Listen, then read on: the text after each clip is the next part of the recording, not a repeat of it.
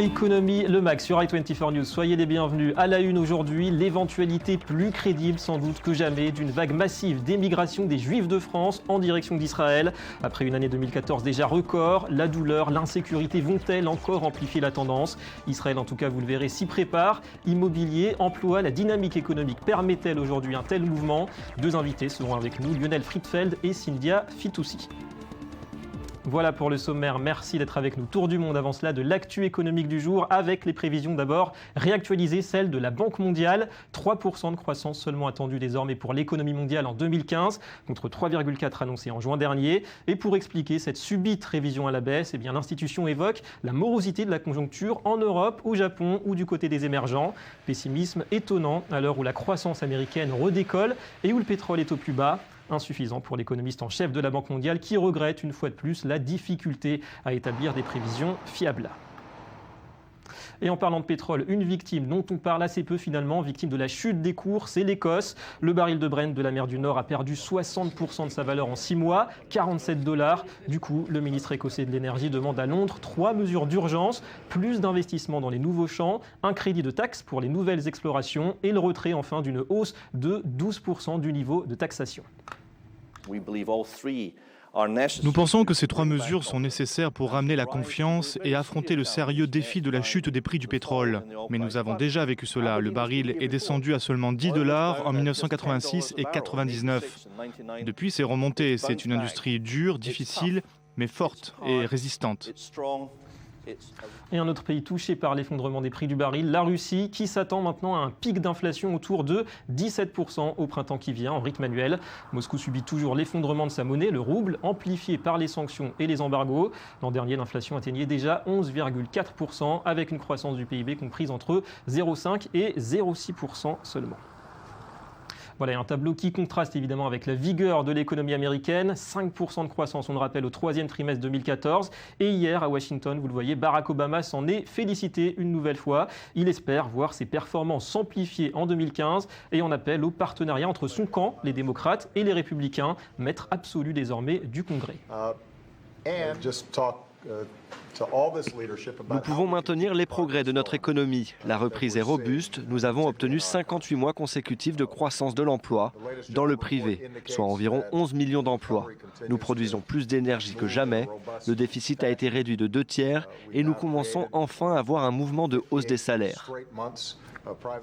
Voilà, et puis en Israël, cette bonne nouvelle pour les comptes publics. En 2014, le déficit budgétaire a fait mieux que l'objectif initial du gouvernement, 2,8% du PIB contre 3% attendu, 7,6 milliards de dollars au total. On craignait que le coût du conflit à Gaza l'été dernier n'engendre un trou supplémentaire.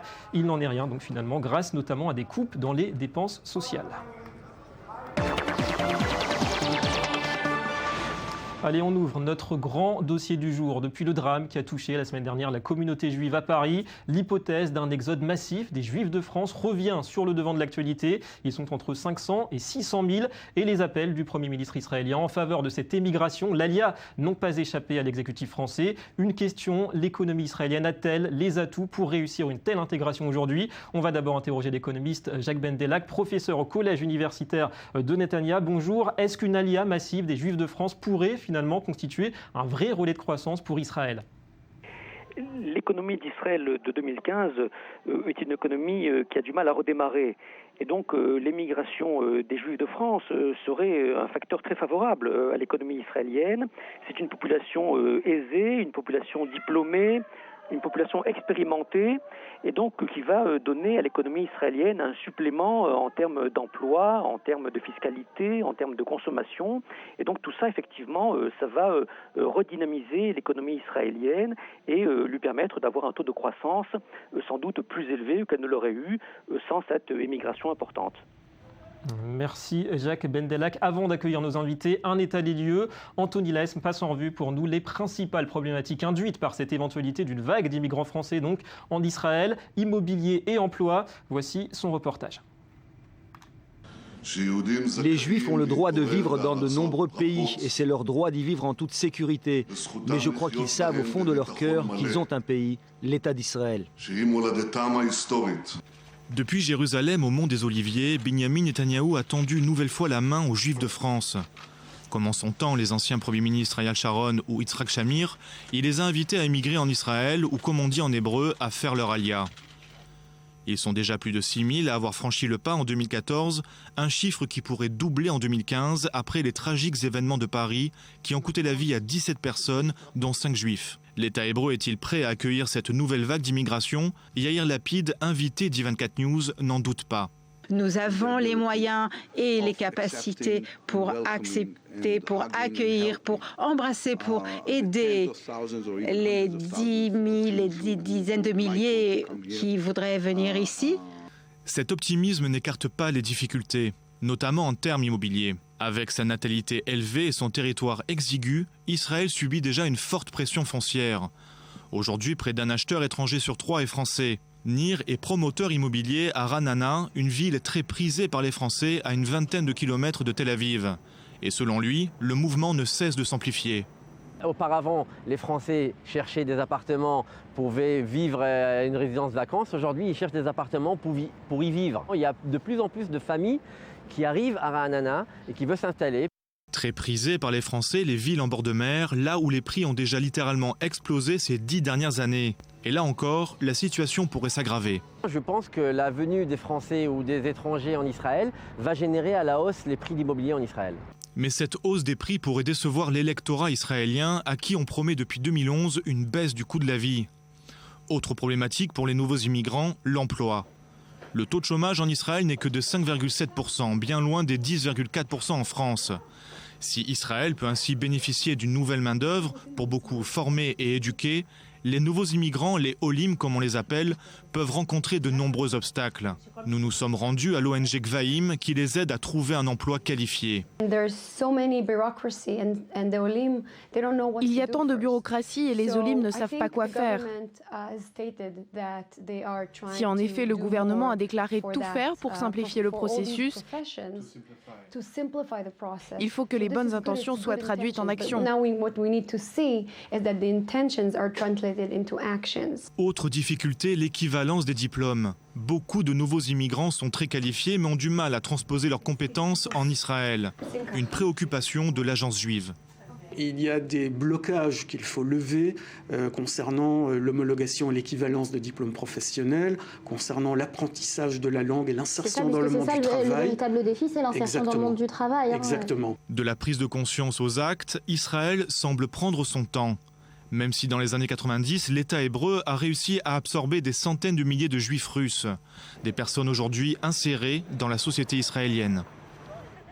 Voilà le défi de l'intégration pour les nouveaux immigrants et de l'absorption pour l'économie israélienne. On va accueillir à présent Lionel Friedfeld, bonjour. Bonjour David. Notre analyste économique. Et puis Sindia Fitoussi, bienvenue à vous. Bonjour David. Vous êtes la directrice du club d'investissement CIDIL, c'est ça? CIDAIL. Un mot sur votre activité? Donc CIDAIL est un club d'investissement international qui propose à ses membres l'accès aux meilleures startups israéliennes, souvent plutôt à l'étape d'amorçage. Ouais.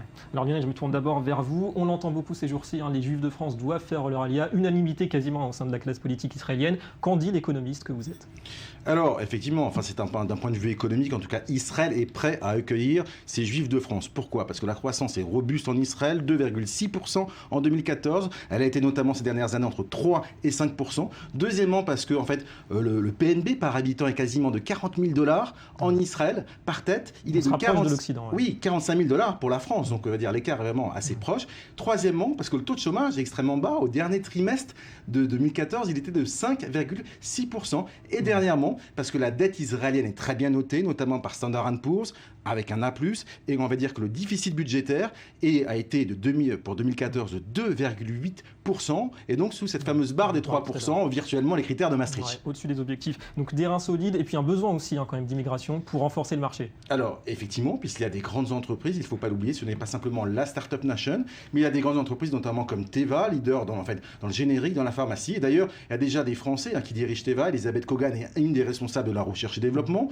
Deuxièmement, des multinationales, Yoel Marek, qui a notamment fondé Google il y a quelques années en Israël, est aujourd'hui responsable de Yahoo. Netanyahou également, et notamment le docteur David Harari, qui a été un des patrons de la recherche et développement de Israel Aerospace et Industrie, et notamment le CEO en Europe sont des bons exemples pour la communauté à suivre. Des exemples de réussite. Il y a des précédents aussi, Lionel, quand même, en matière d'immigration pour Israël. On pense à l'allié des Russes, au début des années 90, l'ex-URSS. 1/5 de la population israélienne absorbée en 5-10 ans, et le taux de chômage qui est resté quasiment identique. Effectivement, puisqu'en fait, il y a des nouvelles industries. On parle de la high-tech, des startups, bien sûr, mais il y a des industries plus traditionnelles, comme l'immobilier. Il y a eu un boom immobilier en Israël, et d'ailleurs, un des plus grands groupes aujourd'hui de luxe dans l'immobilier provient d'une famille française, le groupe Lennox. Il y a énormément de groupes immobiliers qui investissent en Israël. Il y a également le domaine du diamant. Tel Aviv, une des plus grandes bourses mondiales, avec Anvers. Donc il y a énormément de secteurs d'activité où les Français peuvent venir travailler en Israël. Ouais, donc c'est une alliance aussi logique, hein, vous l'avez dit. La France en crise, l'Europe aussi, Israël sur la voie de la croissance. C'est un choix logique économiquement aussi. C'est plus que idéologique, l'alliance c'est vraiment économique. C'est idéologique et c'est économique aussi, surtout pour ces jeunes Français, jeunes diplômés qui ont un avenir en Israël. Ils n'en ont pas forcément en France parce qu'il y a notamment énormément de créateurs de start-up. Chacun rêve de monter sa start-up, de la faire coter au Nasdaq aux États-Unis et de faire des grandes exits et de gagner de l'argent. Lionel, je vous interromps. Concrètement, que peut faire le gouvernement pour favoriser cette alliance? Est-ce que ça se passe au niveau des budgets, le budget de l'immigration?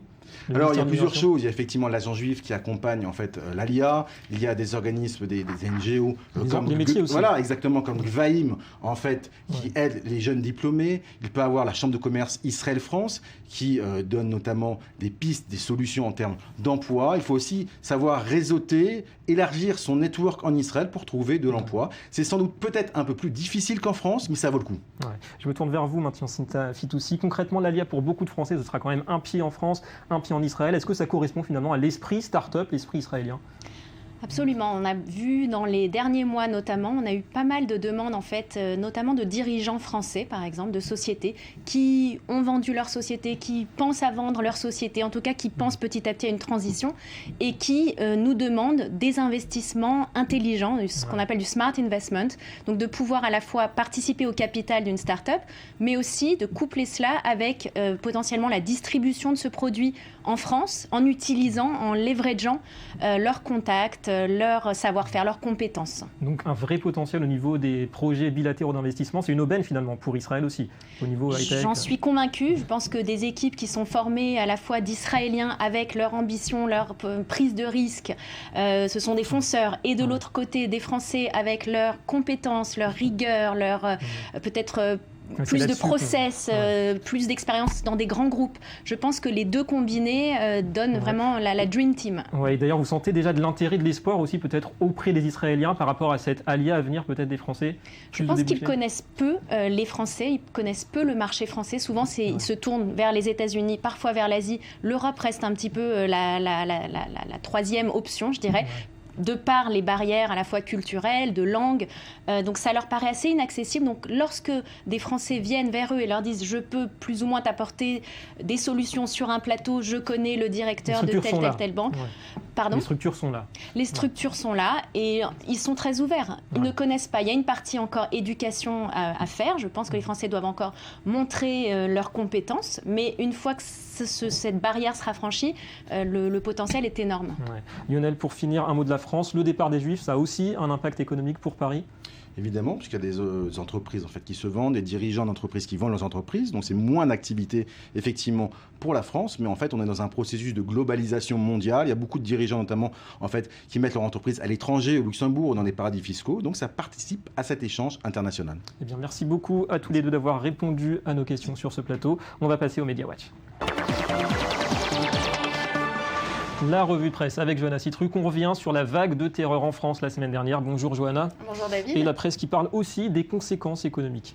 Oui, pour l'instant, en fait, la presse aborde un petit peu plus quand même l'aspect sécuritaire, mais aussi un petit peu les questions économiques. On a repéré 2 articles assez intéressants. Le premier, c'est un papier du site internet de RTL. Il explique en fait que la facture de ces attentats va être salée pour l'État, en fait, qui, à cause de la menace terroriste, a renforcé ses mesures de sécurité avec le relèvement du plan Vigipirate, mais également avec la mobilisation exceptionnelle de 10 000 militaires, 10 000 soldats dans toute la France. Des conséquences également sur les centres commerciaux et certaines entreprises qui vont devoir embaucher plus de vigiles. Le problème, c'est que ces mesures de sécurité supplémentaires, eh bien, ça va avoir un impact sur les coursiers et sur les livreurs, dont le temps de travail va être ralenti. Le temps de vérifier leur identité, le temps de contrôler leurs sacs et leurs affaires, etc.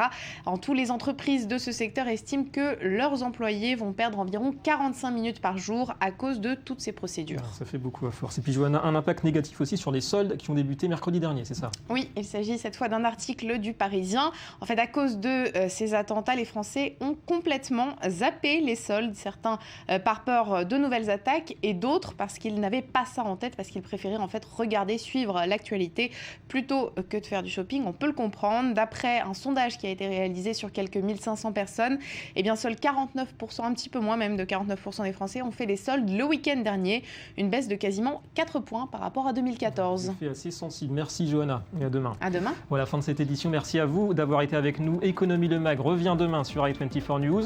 L'euro au programme et puis les voitures et le pétrole avec le salon de Détroit. Restez avec nous, l'info continue.